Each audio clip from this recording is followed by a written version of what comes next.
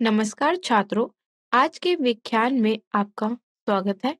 आज हम देखेंगे एनसीईआरटी अध्याय 2 अम्ल क्षार एवं लवण के सिद्धांत भाग 6 अनुभाग 2.3 से लेकर 2.3.1।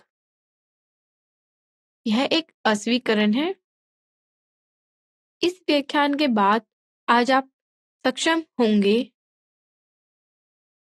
अम्ल या क्षार विलयन की प्रबलता और आप समझ पाएंगे कि कैसे अम्ल और क्षार का दैनिक जीवन में उनके पीएच का क्या महत्व है। उनका पीएच किस प्रकार हमारे दैनिक जीवन में महत्वपूर्ण भूमिका निभाता है। अब आइए हम देखते हैं कि एनसीईआरटी के अनुसार हम कौन-कौन से विषयों को कवर करेंगे। सबसे पहले हम देखेंगे अनुभाग 2.3 जो कि अम्ल या क्षार के विलयन कितने प्रबल होते हैं।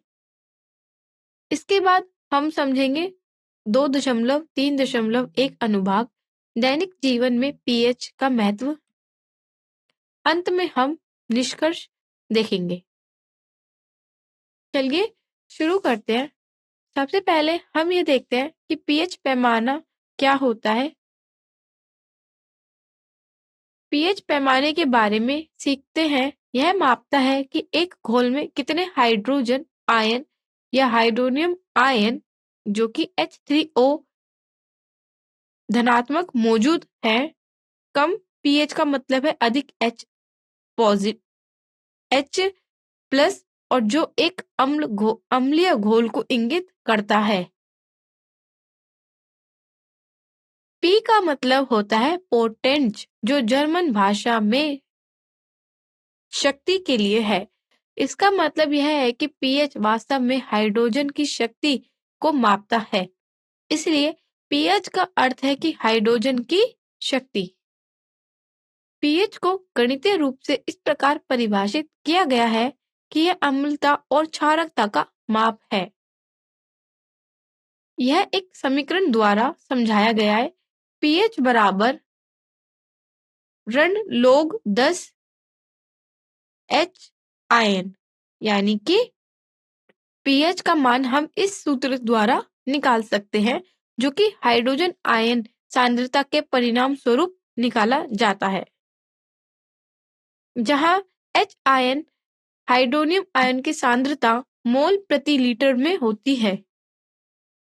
इसका अर्थ है कि एक विलयन जिसमें हाइड्रोजन आयनों की सांद्रता अधिक होगी उसका पीएच कम होगा। कम हाइड्रोजन आयनों वाला एक विलयन मतलब है कि विलयन की अम्लता कम है और इसका पीएच स्वाभाविक रूप से अधिक होगा।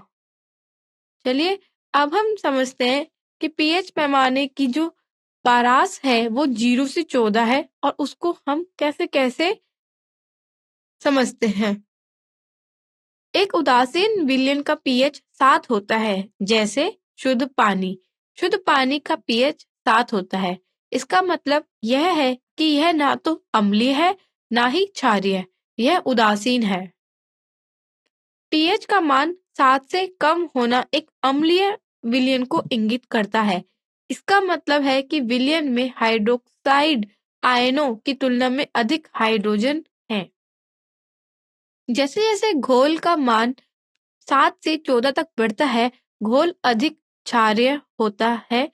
यह निम्नलिखित को दर्शाता है कि यहाँ विलयन में OH माइनस आयन सांद्रता में वृद्धि है। हाइड्रोक्साइड आयन की सांद्रता में वृद्धि विलयन में एक क्षारीय विलयन को संकेत देती है, जहाँ हाइड्रोनियम आयनों की तुलना में हाइड्रोक्साइड आयन्स अधिक होते हैं, अर्थात क्षार की शक्ति में वृद्धि होती है।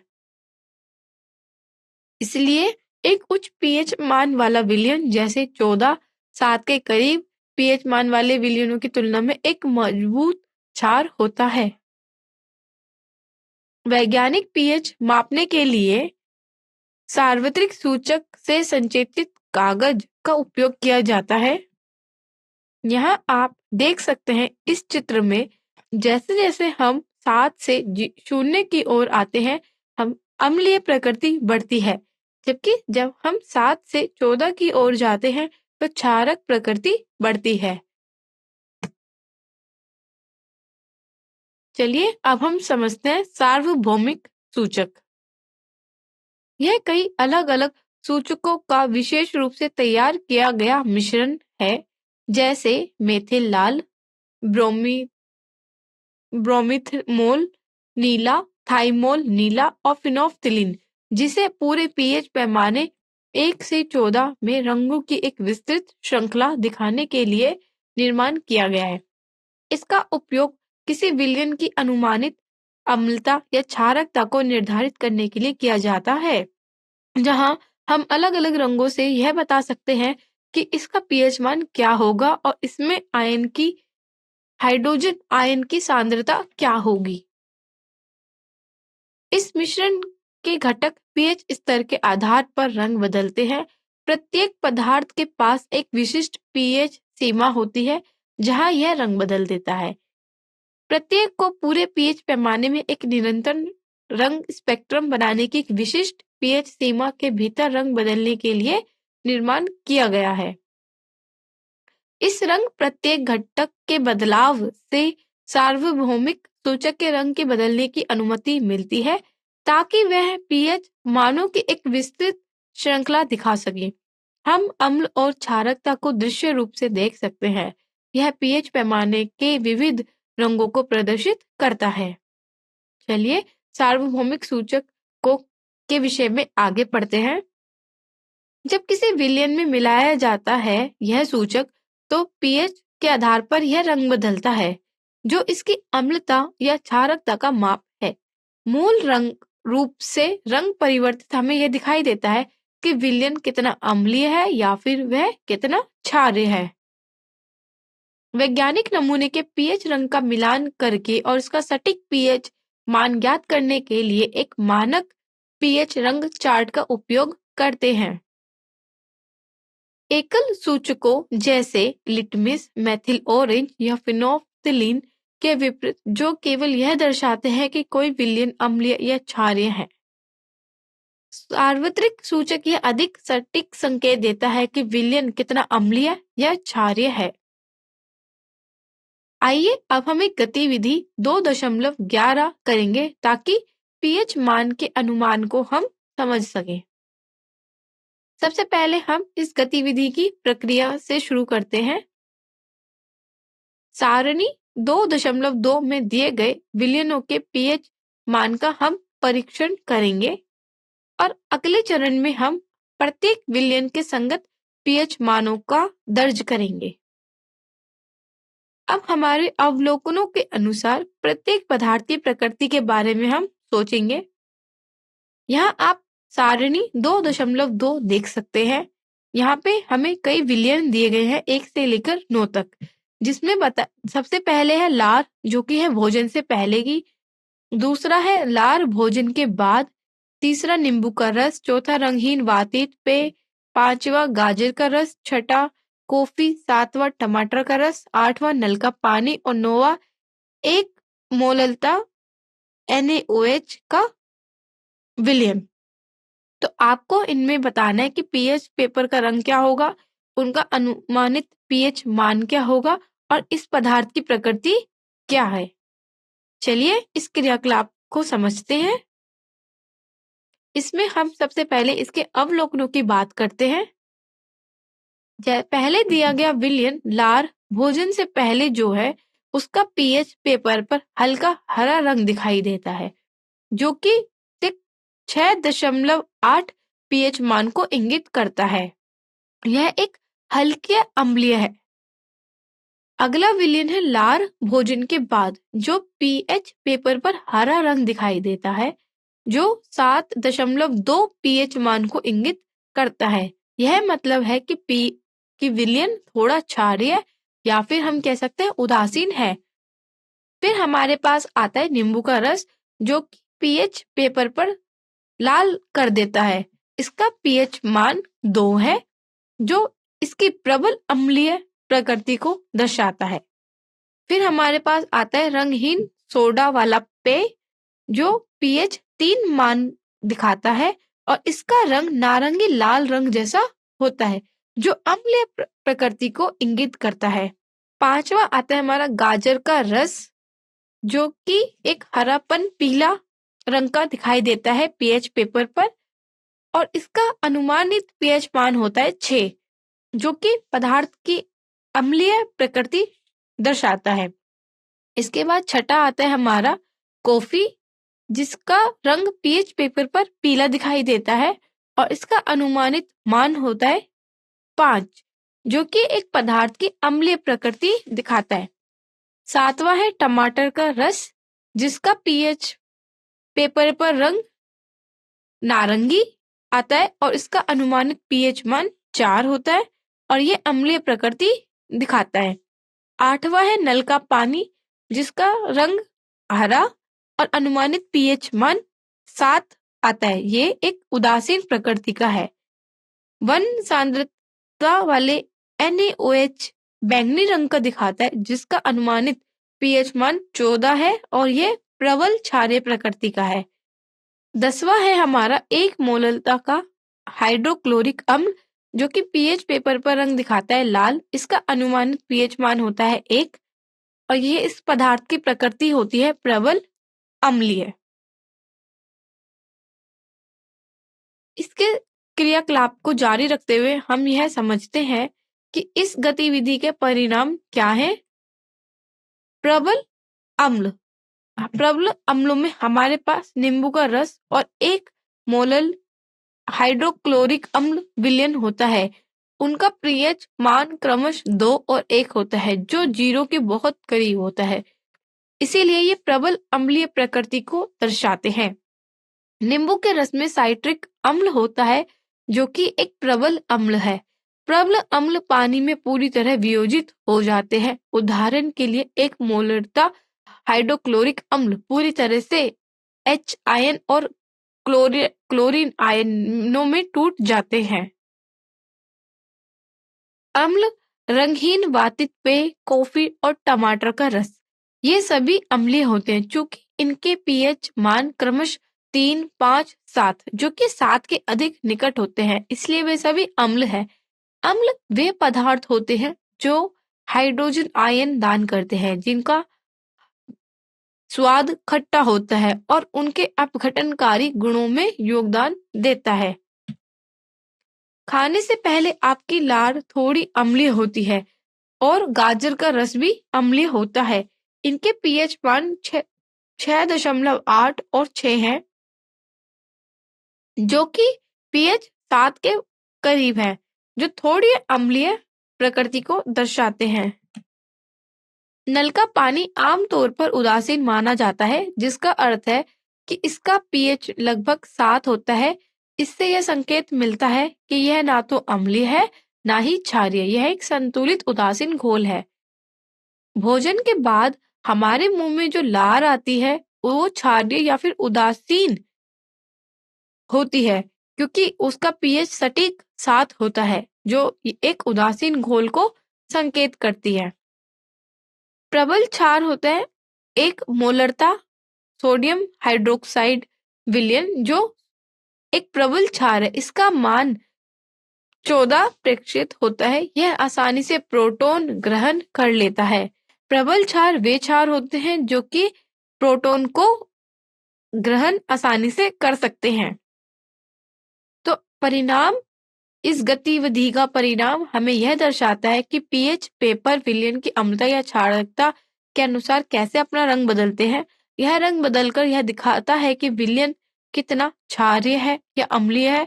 यह हमें पहचानने में मदद करता है कि कोई पदार्थ अम्लीय, क्षारीय या उदासीन कैसे होता है।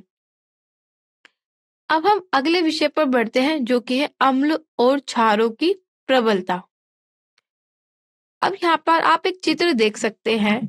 चित्र में कुछ सामान्य पदार्थों का पीएच पेपर पर दिखाया गया है। इस चित्र में अलग अलग रंग है जो अलग अलग संगत पीएच मानों को दर्शाते हैं, जैसे नींबू का रस, अमाशय रस, मैग्नीशियम हाइड्रोक्साइड का दूध जिसे हम मिल्क ऑफ मैग्नीशिया आदि हर चीज का एक अलग पीएच होता है और रंग भी अलग होता है। इससे यह समझने में मदद मिलती है कि कौन सा पदार्थ अम्लीय है, कौन सा क्षारीय है और कौन सा उदासीन है। पीएच पैमाना 0 से 14 तक का होता है। पीएच मान 7 उदासीन होता है, जो कि यहाँ पर शुद्ध जल का दिखाया गया है। ध्यान रखिए कि रंग केवल एक अनुमानिक मार्गदर्शन है। अमाशय रस नींबू का रस अम्लीय है, जिसका पीएच मान 1.2 और 2.2 दिखाया गया है। और मैग्नीशियम हाइड्रोक्साइड और सोडियम हाइड्रोक्साइड का घोल प्रकृति में क्षारीय है। मैग्नीशियम हाइड्रोक्साइड, जिसे हम मिल्क ऑफ मैग्नीशिया कहते हैं, इसका पीएच का मान 10 है। और सोडियम हाइड्रोक्साइड, जो कि एक प्रबल क्षारीय प्रकृति का है, इसका मान 14 है। तो इस चित्र से आप ये समझ सकते हैं कि कैसे रंग और पीएच का मान दर्शाया गया है। रंग केवल एक रफ मार्गदर्शन के लिए दिया गया है। अम्लों और क्षारों की शक्ति उनके द्वारा उत्पन्न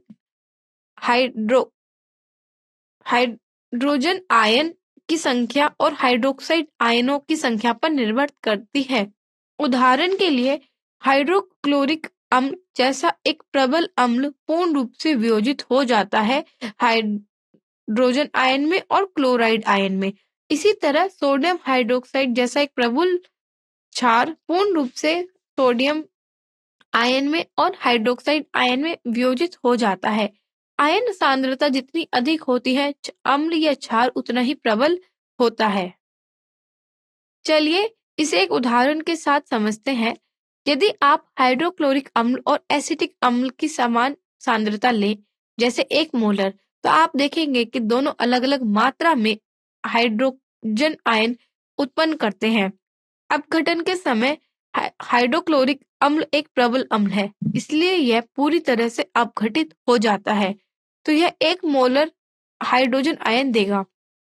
वहीं एसिटिक एसिड एक कमजोर अम्ल है, केवल आंशिक रूप से अपघटित होता है, इसलिए यह कम हाइड्रोजन आयन में अपघटित होता है। तो हाइड्रोक्लोरीन के लिए समीकरण होगी हमारी HIN प्लस Cl माइनस। अम्ल जो अधिक H आयन उत्पन्न करते हैं, उन्हें हम कहते हैं प्रबल अम्ल। क्षार जो अधिक OH आयन देते हैं, उन्हें हम कहते हैं प्रबल क्षार।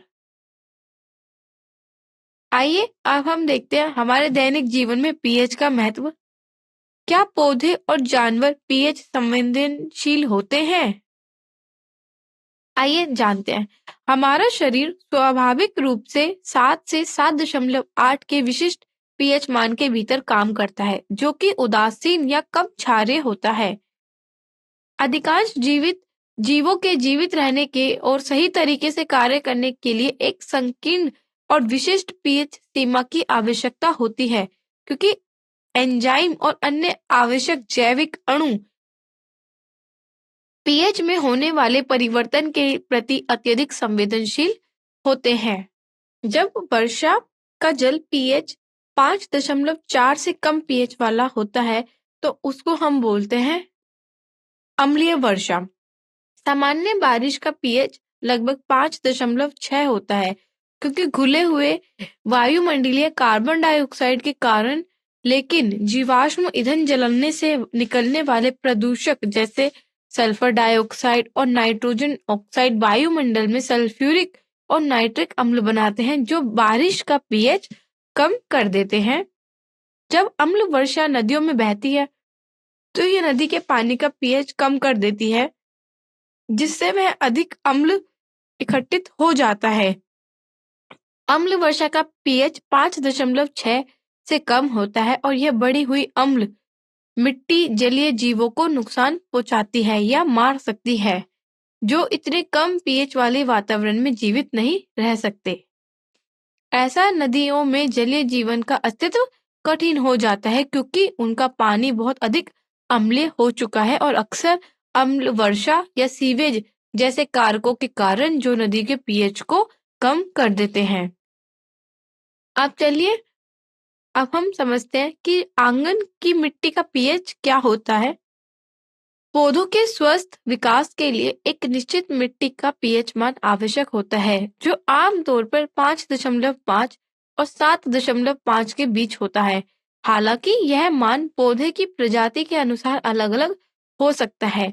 मिट्टी का पीएच पौधों के पोषक तत्वों को अवशोषित करने की क्षमता को प्रभावित करता है, जिसमें अत्यधिक अम्लीय कम या अत्यधिक क्षारीय उच्च पीएच परिस्थितियां आवश्यक पोषक तत्वों को अनुपलब्ध या यहाँ तक कि विषाक्त बना सकती है। किसी विशेष पौधे के स्वस्थ विकास के लिए आदर्श पीएच निर्धारित करने के लिए आपको सबसे पहले विभिन्न स्थानों से नमूने इकट्ठे करने होंगे, उन्हें आसुत जल के साथ मिलाकर और फिर पीएच मीटर का उपयोग करके उनकी अम्लता या क्षारकता को मापकर उपलब्ध मिट्टी का पीएच निर्धारित करना होगा। 6.0 से 7.5 की पीएच सीमा आमतौर पर अधिकांश पौधों के लिए उपयुक्त होती है, क्योंकि यह पोषक तत्वों की उपलब्धता को अधिकतम करती है। साथ ही आप यह भी नोट कर सकते हैं कि उस क्षेत्र में कौन से पौधे उग रहे हैं जहां से हमने मिट्टी एकत्रित की है, क्योंकि विभिन्न पौधे पीएच, पोषक तत्व, सामग्री और बनावट जैसी विशिष्ट मिट्टियों की परिस्थिति में ही अच्छे होते हैं। चलिए अब हम एक गतिविधि 2.12 करते हैं, जिसमें हम यूनिवर्सल इंडिकेटर या फिर सूचक पेपर का उपयोग करके मिट्टी के नमूने का पीएच मान ज्ञात करेंगे और फिर यह निष्कर्ष निकालेंगे कि आपके क्षेत्र में पौधे की वृद्धि के लिए आदर्श मिट्टी का पीएच मान क्या होना चाहिए। प्रक्रिया शुरू करते हैं। सबसे पहले हमें एक लगभग 2 ग्राम मिट्टी एक परख नली में लेनी है। इसमें 5 मिलीलीटर पानी मिलाना है।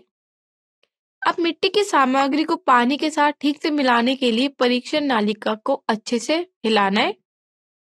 फिर परीक्षण नलिका की मिट्टी की सामग्री को फिल्टर करें ताकि इसके अध्ययन के लिए फिल्ट्रेट को एक अन्य परीक्षण नलिका में एकत्रित किया जा सके। सार्वभौमिक संकेतक पेपर का उपयोग करके इस फिल्ट्रेट के पीएच की जांच करें, जिसे स्वस्थ पौधों की वृद्धि के लिए आदर्श मिट्टी का पीएच है या नहीं, इसका विश्लेषण करने के लिए एकत्रित किया गया है। ध्यान दें कि आपने अपने क्षेत्र में पौधों के विकास के लिए आदर्श मिट्टी के पीएच के बारे में अवलोकन निकाला है और उन्हें दर्ज करना है। चलिए इस गतिविधि के आगे के चरणों के साथ हम इस गतिविधि को जारी रखते हैं। अब हम इनके अवलोकनों के बारे में चर्चा करते हैं। हमने मिट्टी की सामग्री को जो जल मिट्टी विलयन से फिल्टर करने के बाद सार्वभौमिक संकेतक पेपर के साथ फिल्ट्रेट का परीक्षण किया है। सार्वभौमिक संकेतक पेपर मिट्टी के फिल्ट्रेट के पीएच के अनुसार रंग बदल देगा। उदाहरण के लिए यह हरे, पीले या हरे रंग में बदल सकता है। इसकी तुलना हम पीएच पैमाने से करेंगे ताकि संगत पीएच मान निर्धारित किया जा सके। चलिए एक उदाहरण से समझते हैं। अगर सूचक ने हरा रंग दिखाया तो यह लगभग 7 के पीएच मान को संकेत देगा। इसका मतलब है कि फिल्ट्रेट की प्रकृति उदासीन होगी।